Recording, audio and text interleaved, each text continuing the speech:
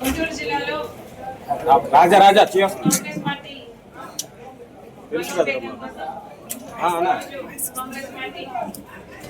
జిల్లా నాయకులతో కార్యకర్తలతో విస్తృత స్థాయిలో సమావేశం ఏర్పాటు చేయడం జరిగింది. ముఖ్య ఉద్దేశం కాంగ్రెస్ పార్టీ బలోపేతమే. మున్ముందు కాంగ్రెస్ పార్టీ కార్యాచరణ ఎలా ఉండబోవాలి, ఏ కార్యక్రమాలు చేపట్టాలి, బర్నింగ్ ఇష్యూస్ ఏవై ఉన్నాయి, నాయకులకు కానీ కార్యకర్తలకు కానీ ఏమైనా ఇబ్బందులు ఉన్నాయా, వాళ్ళ అభిప్రాయాలను వాళ్ళ సూచనలను అన్నింటినీ తీసుకోవడానికి కాంగ్రెస్ పార్టీ అధ్యక్షురాలిగా ప్రతి జిల్లాలోనూ ఇదే పర్యటన చేస్తున్నాం. ఈ జిల్లాకు ఈ పూట రావడం జరిగింది. నిన్న చంద్రబాబు గారు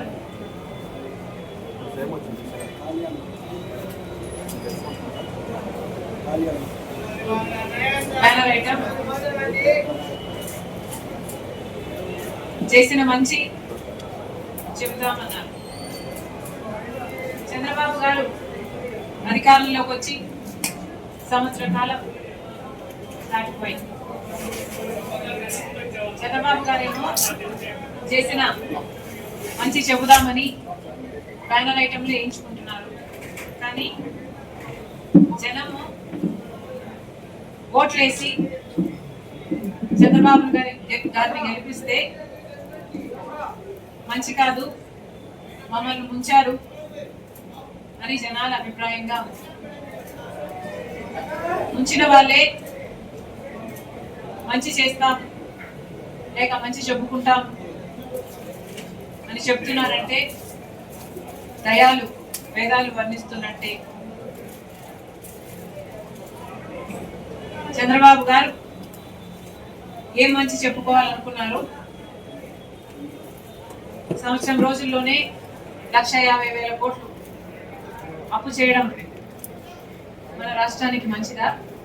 లేక 5 సంవత్సరాలలో జగన్మోహన్ రెడ్డి గారు కరెంటు ఛార్జీల పేరుతో 32,000 కోట్లను జనం నెత్తిన బాధితే చంద్రబాబు గారు ఒకటే సంవత్సరంలో 17,000 కోట్ల రూపాయలు జనం నెత్తిన ఈ మంచి చెప్తున్నారా? లేక రైతులు ఇప్పటికే గిట్టుబాటు దొరకక ఆత్మహత్యలు చేసుకుంటున్నారు, లేకపోతే అప్పుల పాలై గగ్గోలు పెడుతున్నారు. ఈ మంచి చెప్పాలనుకుంటున్నారా? ఏ మంచి చెప్పాలనుకుంటున్నారు? మాకైతే అర్థం కావాలి. ఓట్లేసిన ప్రజలు చంద్రబాబు గారు ఉంచారు అని ఎందుకు అనుకుంటున్నారంటే చంద్రబాబు గారు ఇచ్చిన హామీలలో ఏ ఒక్క హామీ కూడా పూర్తిగా అమలు చేయడం లేదు. చేసిన హామీలు కూడా అరకొరగా చేస్తున్నారు. ఇక చెయ్యని హామీలు అయితే సూపర్ 6 తో సహా ఎన్నో ఉన్నాయి. చంద్రబాబు గారు అన్నదాత సుఖీభవ అన్నారు, రైతులకి ప్రతి సంవత్సరం 20,000 రూపాయలు ఇస్తామన్నారు. ఇయ్యాల్సిన రైతులు సంఖ్య 79 లక్షలు అయితే ఈయన 67 లక్షలు ఇస్తానంటున్నారు. దాదాపు 30-35 లక్షల మంది రైతులకి ఉంచే ప్రయత్నం చేస్తున్నారు. తల్లి దీవెన ఈ పథకం అయితే 87 లక్షల మంది పిల్లలు చదువుతుంటే 67 లక్షల మంది బిడ్డలకి ఇచ్చి 20 లక్షల మందికి పిల్లలకు ఉంచే ప్రయత్నం చేస్తున్నారు. ఇక గ్యాస్ సిలిండర్ అయితే అలా కొరాయిస్తున్నారు. బస్సు సంబంధించిన ఉచిత బస్సు మహిళలకైతే చాలా చిన్న పథకం. పదే చెప్తున్నా కూడా పక్క రాష్ట్రాలలో కాంగ్రెస్ పార్టీ అమలు చేసిన పథకాలను చెప్తున్నా కూడా చంద్రబాబు గారు సంక్రాంతి, దీపావళి, ఉగాది ఇలా ఇసుకుంటూ పోతున్నారు. మహిళలకి మహాశక్తి అని నెలకు 1,500 రూపాయలు ఇస్తామన్నారు. అంటే సంవత్సరానికి 18,000 రూపాయలు. 18 ఏళ్ళు దాటిన పేదవాళ్ళందరికీ ఇస్తానన్నాడు. అంటే దాదాపు 2 కోట్ల మంది ఉంటారు. చాలా హెవీ బడ్జెట్ స్కీమ్. ఇప్పుడేమో చంద్రబాబు గారు దీన్ని కొత్తగా P4 తో లింక్ పెట్టాలా అన్నట్టుగా మాట్లాడుతున్నారు. చంద్రబాబు గారు సూపర్ 6 డబ్బా కొట్టుకున్నప్పుడు లేకపోతే సూపర్ 6 అమలు చేస్తామని ఎలక్షన్ల అప్పుడు తిరిగినప్పుడు P4 తో సంబంధం పెడతామని చంద్రబాబు గారు ఎక్కడా చెప్పలేదు. ఇప్పుడేమో P4 కు పెడతాము అని చెప్తున్నారు. మరి చంద్రబాబు గారికి ముంచే ప్రయత్నం కాకపోతే ఏంటి అని అడుగుతున్నాం. ఇక నిరుద్యోగులు అయితే పాపం ఉద్యోగాలు రాక బిడ్డలు అటు ఇటు కాని పరిస్థితుల్లో ఎంతో మంది అల్లాడిపోతున్నారు. నిరుద్యోగ వృత్తి అన్నారు. నిరుద్యోగ వృత్తి పోయిన ఎలక్షన్ లో కూడా అంటే చంద్రబాబు గారు మొదటిసారి ఆంధ్రప్రదేశ్ రాష్ట్రానికి కొత్త రాష్ట్రానికి ముఖ్యమంత్రి అయినప్పుడు కూడా ఇదే హామీ ఇచ్చారు. అప్పుడు అమలు చేయలేదు. ఇప్పుడు అమలు చేసే సూచనలు ఎక్కడా కనిపించడం లేదు. మరి ఇలాగైతే చంద్రబాబు గారు ఏం మంచి చెప్పుకుంటారో అర్థం కావటం లేదు. ఇదే కాదు, చాలా పెన్షన్లు అయితే మహిళలకి 50 ఏళ్ళు దాటితే చాలు ఎస్సీ, ఎస్టీ, బీసీ, మైనారిటీ మహిళలకు ఇస్తామని చెప్పారు. దాని గురించి మాట్లాడటం లేదు. ఇప్పుడు పాత వారికే పెన్షన్లు ఇస్తున్నారు. దాదాపు 17 లక్షల నుంచి 20 లక్షల మంది కొత్త వాళ్ళకు కూడా 4,000 పెన్షన్లు ఇవ్వాల్సి ఉంది. దాని గురించి మాట్లాడటం లేదు.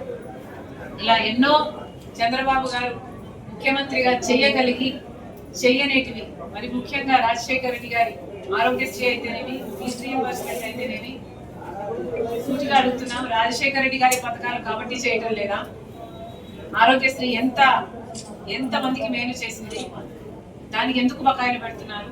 ఫీజు రీయింబర్స్మెంట్ 4,300 కోట్లు బకాయిలు ఉన్నాయి. తెలిసినప్పటికీ, బిడ్డల సర్టిఫికెట్లు ఇరుక్కుపోయాయని తెలిసినప్పటికీ ఇంతవరకు మీరు క్లియర్ చేయకపోవడం చాలా బాధాకరం. మళ్ళీ చెప్తున్నా, ఇటువంటి పరిస్థితుల్లో మన రాష్ట్రంలో ఒక పక్క వైసీపీ, ఇంకో పక్క టీడీపీ, జనసేన అన్ని కలిపి బీజేపీకి మద్దతు ఇచ్చే పార్టీలే. రాజశేఖర రెడ్డి గారి కొడుకుగా జగన్మోహన్ రెడ్డి గారు మోడీ గారి మెడలు వంచి ప్రత్యేక హోదా తెస్తానని చెప్పి అయినా కూడా దాని గురించి పూర్తిగా విస్మరించి మోడీకి దత్తపుత్రుడిగా మారాడు. ఏ బీజేపీకి అయితే రాజశేఖర రెడ్డి గారు వ్యతిరేకించారు, అదే బీజేపీకి తొత్తులుగా మారారు, పొత్తులు పెట్టుకున్నారు. ఇంకో పక్క చంద్రబాబు గారు అయితే కూటమి కట్టారు. ఇలా ఒక్కరు కూడా బీజేపీకి ఎదురుగా నిలబడే సాహసం లేని వారు.